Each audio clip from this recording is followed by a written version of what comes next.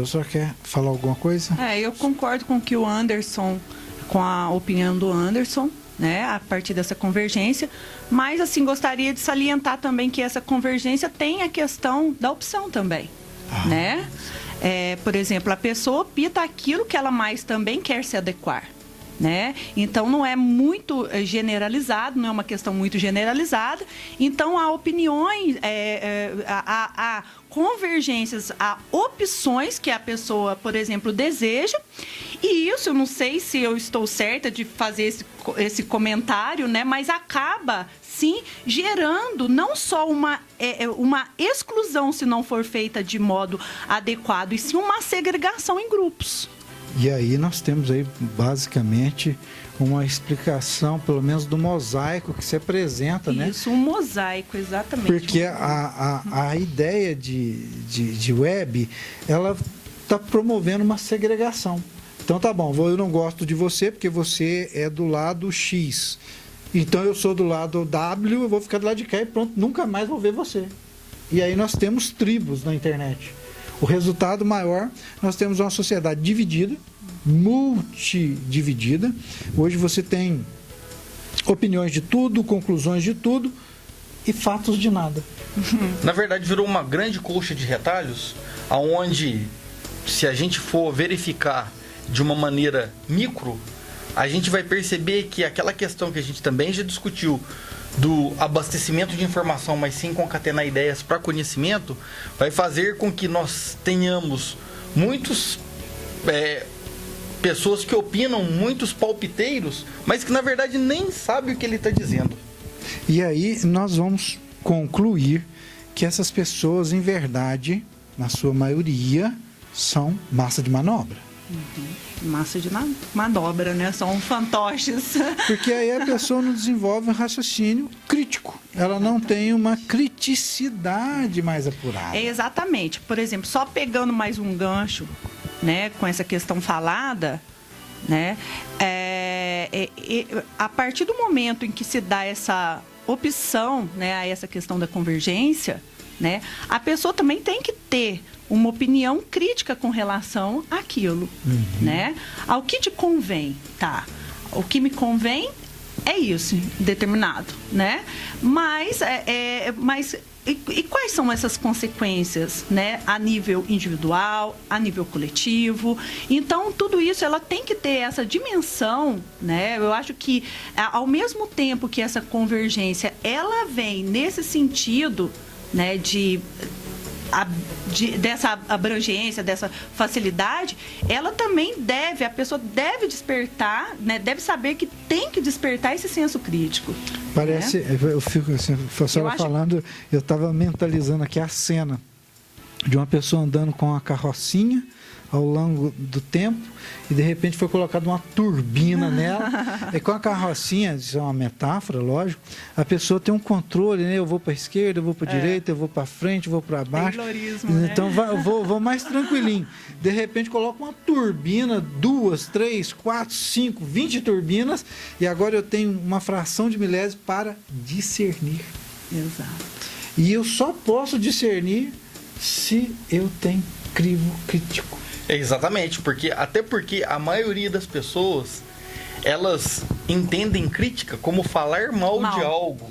A crítica é um instrumento que a gente só consegue utilizar a partir do momento que, como já foi posicionado, eu tenho propriedade, eu tenho crivo, eu tenho conhecimento de algo para poder fazer um levantamento daquilo. Então não consiste em falar mal, consiste em fazer um levantamento de pontos que eu consigo avaliar por conhecimento, por propriedade de causa.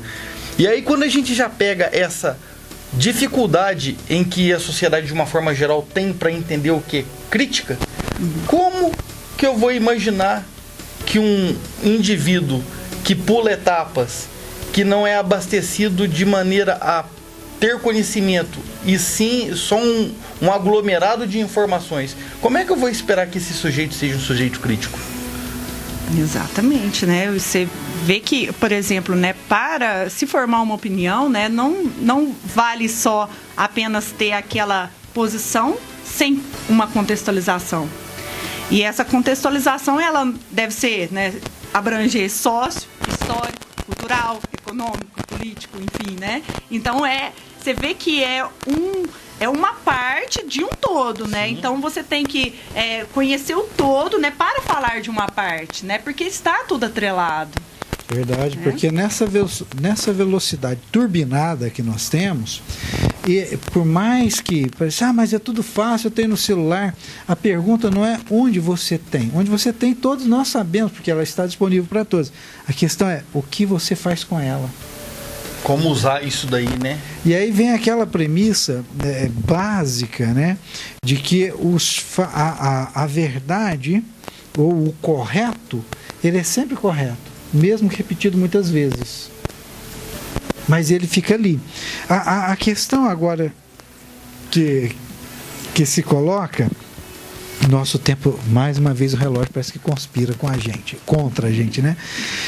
Essa questão da crítica, da não crítica, da opinião contrária, eu posso ter uma opinião, professora, dentro de uma sala de aula, dentro de um conteúdo apresentado, diferente daquele que é posto.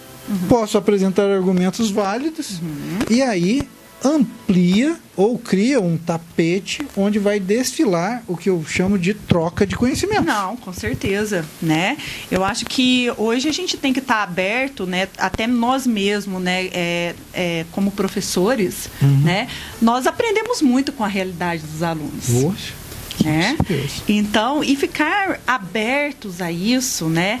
Eu acho que faz parte até do que nós chamamos da investigação, né? Da pesquisa em si, né? Que você formula uma hipótese, você não pode passar o conhecimento pronto. Você tem que deixar o aluno construir o seu conhecimento. Isso demanda um tempinho, né?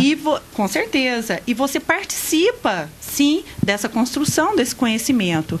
Então, por exemplo, né, creio que hoje não está nessa pauta, né, mas a gente pode falar outro dia, né, sobre as questões de avaliação desse aluno, né?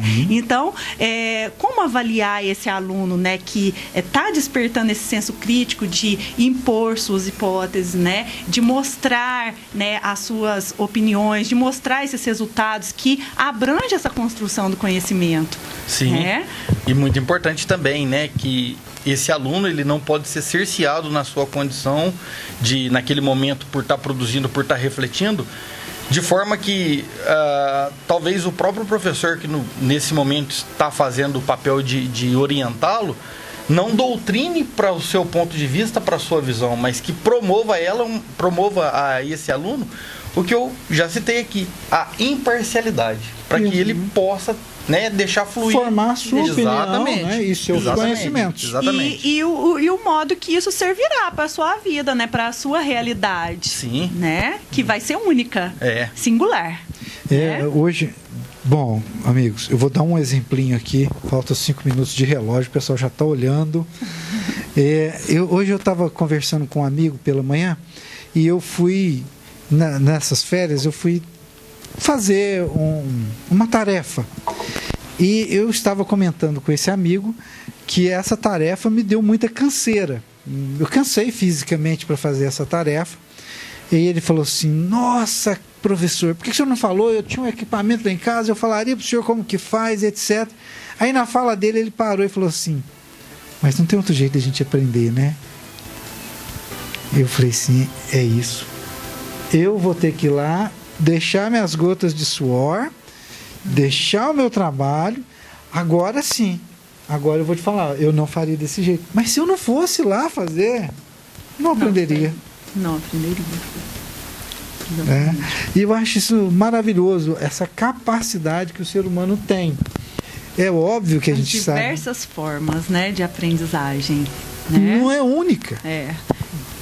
Que gasta muita energia, o suor. E a gente consegue acumular sem precisar dispensar nenhuma. Com certeza. Imagina se a gente tivesse, eu tenho que desaprender isso para aprender isso. Tem que desaprender a andar para aprender a correr, por exemplo. E é tão fascinante o nosso processo de aprendizagem que nós não precisamos descartar nada. Somos indivíduos com condição apenas de abastecimento. Aí, professor Anderson e professora Érica, eu vou só colocar uma coisa que sempre me assusta. Outro dia eu estava lendo um filósofo e ele falava o seguinte: a inteligência é o único ativo do qual você perde e não dá falta. Me chamou a atenção essa reflexão. Realmente. Porque às vezes as pessoas pensam assim, não, agora hoje não tem mais nada disso. Hoje é aqui que está funcionando. Joga tudo fora. Como se o que as pessoas perde fizeram... essa construção, né? E aí parece que fica a casa de papel, né? Uma desconstrução, né? É aí que a gente tem que ter o senso crítico, né? O que desconstruir verdadeiramente para se formar o novo e o que pode ser desconstruído e jogado fora de maneira negligente, né? Professora, poeticamente, nós temos 2 minutos. A senhora me pediu para te lembrar. Aí eu vou deixar aqui para vocês, antes, suas considerações, tem 1 minutinho. Bom, queria agradecer a todos os ouvintes aí, né, por estar aí com a gente durante esse tempo aqui, que a gente fez esse debate, levando esse tema de grande relevância até de uma forma geral, para que as pessoas pensem, repensem. E boa tarde, professora Érica, professora Ademir, boa tarde a todos os ouvintes. Eu também gostaria de agradecer muito mais essa oportunidade de estar aqui, né, nesse programa que a gente, né, de certo modo também passa a ser uma ponte para a comunidade, né, para difundir aí a informação, o conhecimento, de certo modo, né?